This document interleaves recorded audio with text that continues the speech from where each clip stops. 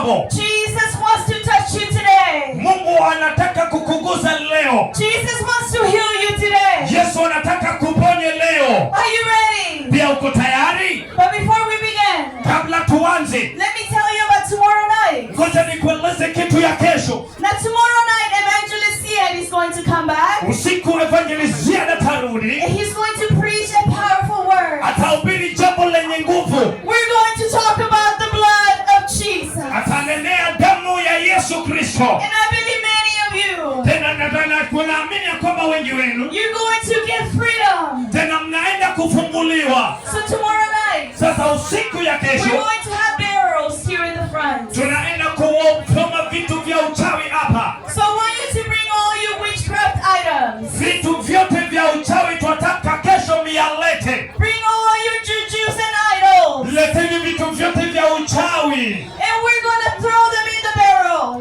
Kesho tutaziteketeza mahala hapa. And then we're going to put fire on the barrel. Tutazichoma kwa hizo uchawi. And we're going to remind the devil Tunaenda kumfukuza shetani of his final destination. kwa imani anaofaa na stahili kukaa. Can you say amen? Pia mnasema amina? Can you say amen? Hebu sema amina.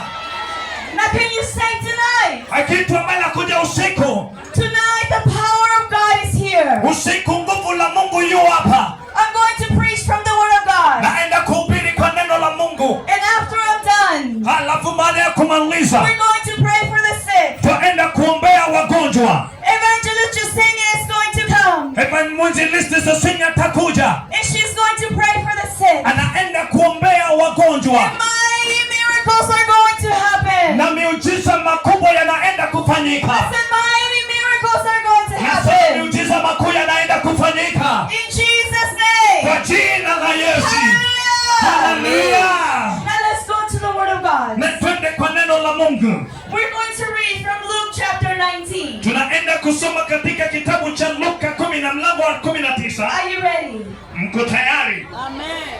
We're going to start from verse number 1. Tunaenda kwanza katika mstari wa kwanza. And the word of God says, Andiko